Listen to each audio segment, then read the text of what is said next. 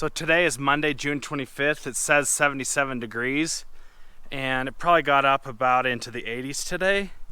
And I want to do some mowing. I haven't mowed this since Friday. So yesterday I put some bifenthrin down, some humic 12 and some plant growth regulator on my lawn. On that section over there, I only put the 13 essentials. I did another application. It's been about 10 or 11 days since I put that application here. So this area and around the back got quite dark because I put the humic acid in there. So I cleaned all these cotton pods up on Saturday. Today's Monday. So it's dropped only a few, which is good. I might be seeing the light at the end of the tunnel with those stupid seed pods. I've got about an hour of daylight left before the sun goes down. And so I want to try to get in a quick mow.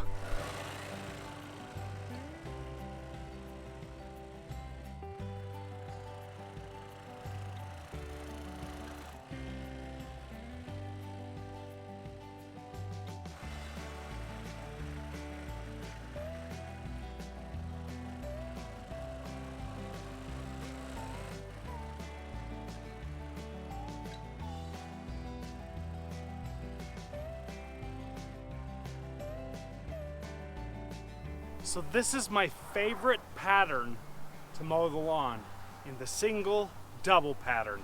I love it. It looks so good with the single stripe and then the double stripe, single double. It's a little bit difficult to mow because you got to be on your toes and you got to know what stripe you're mowing and when. So you got to do double passes on the single stripes and then you make 2 passes individually on the double stripe. So I'm not sure if you guys can see this or not. I got a couple things going on. Got lots of cotton blowing through the air from these cottonwood trees in various places. They're kind of planted all over this valley and they just kind of blow this cottonwood everywhere. And I also have this washboarding issue right through here. I'm not sure if you can see that or not, but if you look close, and I think the camera might be able to pick it up, it kind of washboards like a road. Because the turf is cut so short, it grows together so dense and so tight knit together that it acts like a little pillow up on top of the soil, and it just gets super thick and dense. And I think the mower just kind of rides on there and creates that washboard pattern. It could also be the frequency of cut on my mower.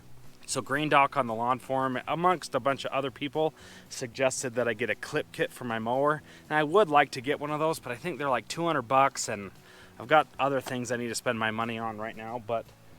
So I've got this washboarding issue, and the only way that I've been able to get this issue corrected is by verticutting and thinning out the turf, either using the verticutter or a power rake. I have yet to use a power rake. We're about 1 week away from the 4th of July, and so I'm kind of hesitant to use a power rake on the lawn. I want it to look really nice for the 4th of July and make it look beautiful. Motorcycle. So this is June 25th and the lawn is looking great. This lawn is cut really low and it's handling it just fine. I've had a lot of people over the course of a couple years ask me what happens in the middle of summer when I'm cutting my lawn, and we are almost there to the middle of summer. And the lawn is looking great. Granted, I do have fairly cooler temperatures here. I do live at 6,000 feet above sea level, so that helps me in a big way, and it stays a little bit cooler here, which I really like about summer. But on the flip side, winters are terrible. I've got a lot of snow and a lot of winter, and I hate it. But the summers here are incredible. So watch what happens when I run over these seed pods with the mower. If I don't pick them up, nothing really much happens, so check this out.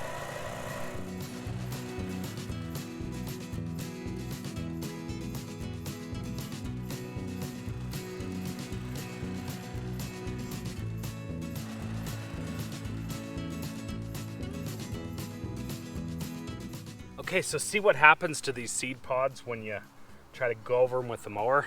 This kind of gets smashed down in and it just spreads this cotton all around. It just makes a bigger mess than it's worth.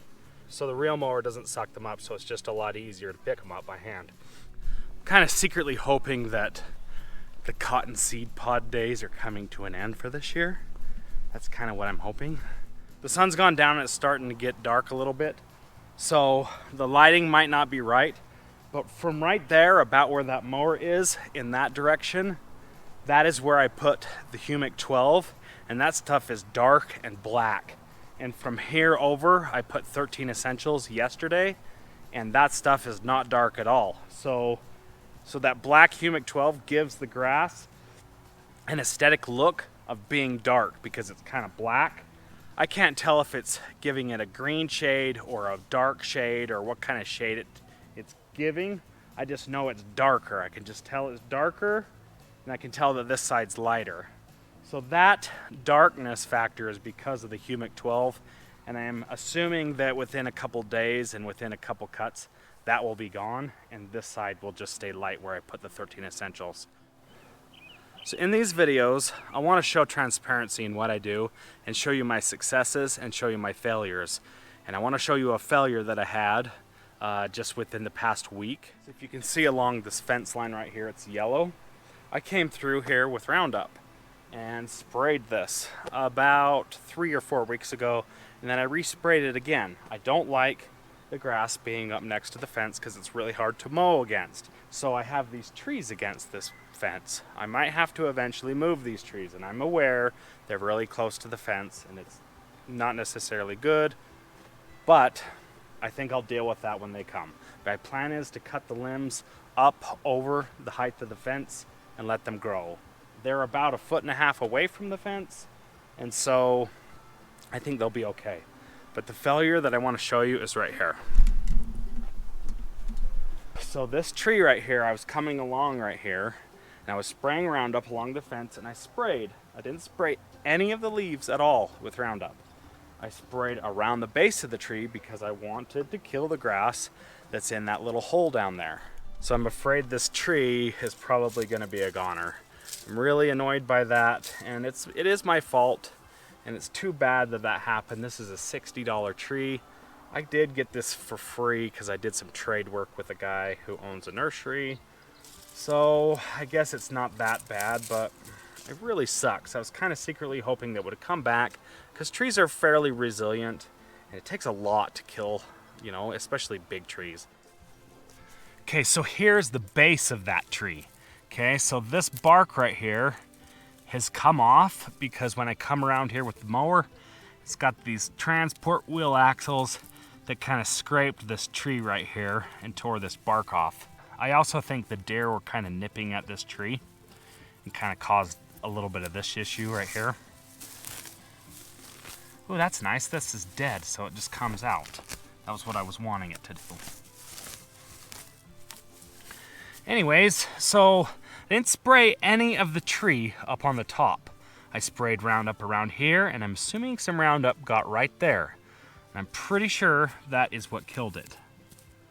So I'm secretly hoping that this tree is going to come back, but I'm kind of doubtful that's going to happen. So I guess you live and learn, and so that is one of my failures in the landscape here, a dead tree. So I want to get another tree to replace this, and then possibly some more to put over there in the front where those cottonwood trees are. I think I'm going to plant 4 or 5 trees over there, and then in a couple years take out those other trees. So from this angle you can see fairly well where I put the Green County Fertilizer Humic 12, and then on the other side of that line, that's where I put the 13 Essentials. It doesn't have that black color. So that's my little test plot over there. It's going to be my control section, so I can kind of see if the 13 Essentials is as good as they say it is. I don't really know if it is or isn't.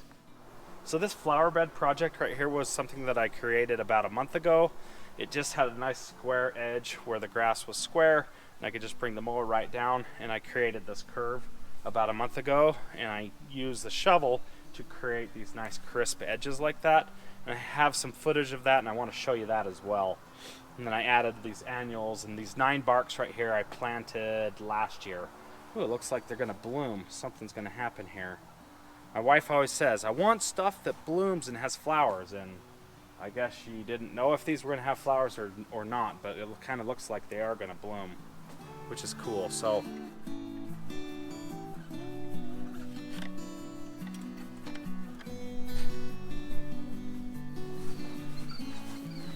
that's pretty well gonna do it for me tonight.